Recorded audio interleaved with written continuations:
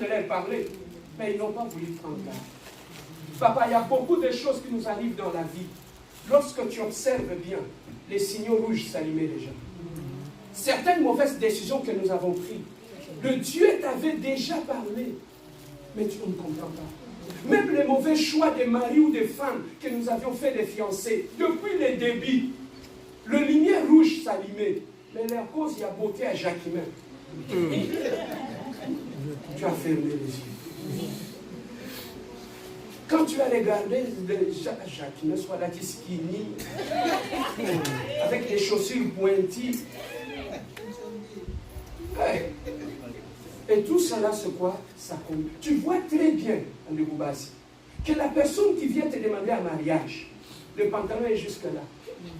Il n'arrive même pas lui-même à remonter son pantalon. Tu crois qu'il va te remonter dans la vie? Amen.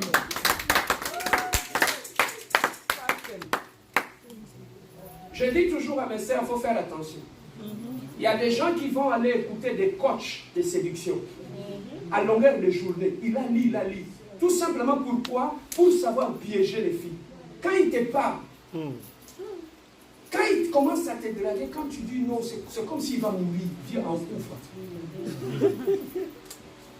Et là même, il t'envoie des messages, il te dit, si tu ne m'acceptes pas, je vais me suicider. Et quand tu vas chez lui, tu vas lui trouver, il a fait un gros foufou. Comme ça, il est en train de bouffer avec le sauterelle. Nous devons faire trop attention. La vie est faite de beaucoup de pièges. Amen. Hein? Amen. De beaucoup de pièges. Alors, Dieu nous parle. Le dernier verset que nous allons lire, je vais aller chercher dans 1 Chronique, verset 12. 1 Chronique, chapitre 12, verset 32. 1 Chronique, chapitre 12, verset 32. 1 Chronique, chapitre 12, verset 32.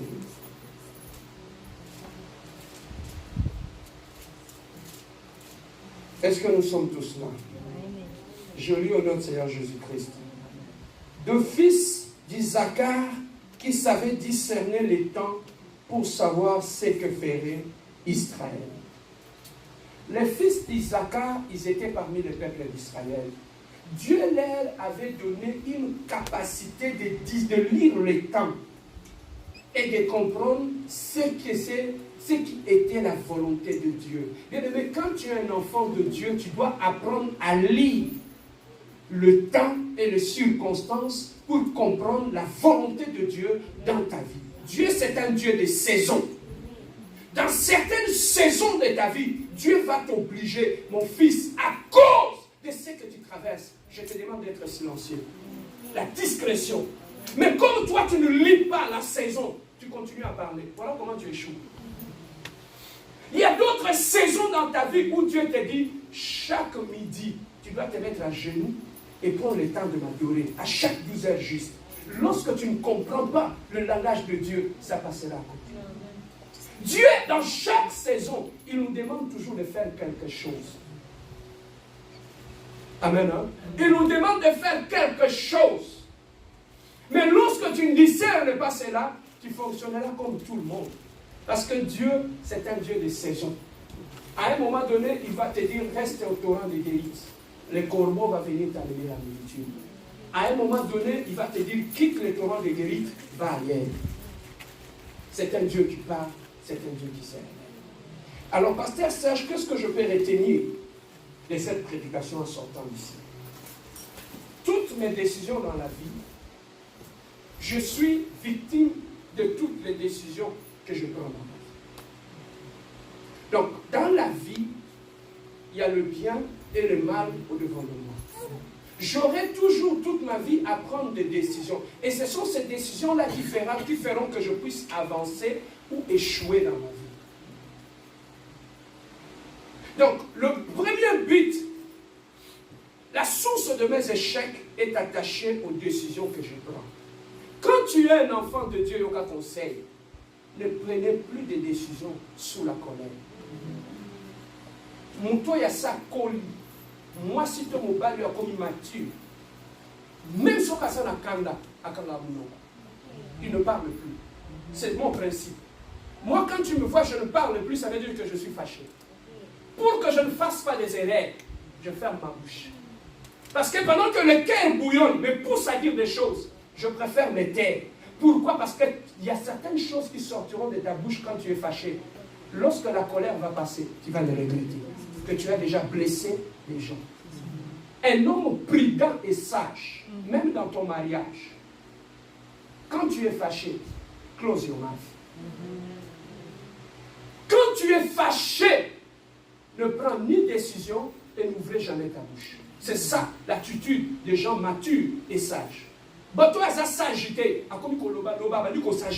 Quand tu es fâché, il dit n'importe quoi. Mais celui qui est mature, tu ne peux jamais entendre sa voix quand il est fâché. Et ne prenez jamais une décision quand tu es fâché. Pourquoi? Parce que la colère, c'est une période transitoire. Ça va passer. La colère est un visiteur. C'est comme chez toi à la maison. Quand tu reçois un visiteur, il ne va pas rester là. C'est une question de jour, il va partir. Mais quand tu prends un visiteur, tu lui demandes, non, toi tu as les responsabilités maintenant de nettoyer la maison. Mais tu ne sais pas que c'est un visiteur, il va partir. Donc celui qui est intelligent et sage ne prend jamais de décision dans une zone transitoire quand il est fâché. On lui place mailler les yak. Même quand on te choque, quand on dit. Papa, il faut être mature pour comprendre que dans une discussion, quand tu es fâché, tu es appelé à te taire. Cause à l'habitude, il y a raison, il y a pour ça qu'on va n'importe quoi. Tu sais, il y a des gens qui sont comme ça. Ils veulent toujours avoir raison. Ils veulent toujours. C'est ça qui te pousse à faire des erreurs et à dire n'importe quoi. Parce que tu cherches toujours à avoir raison.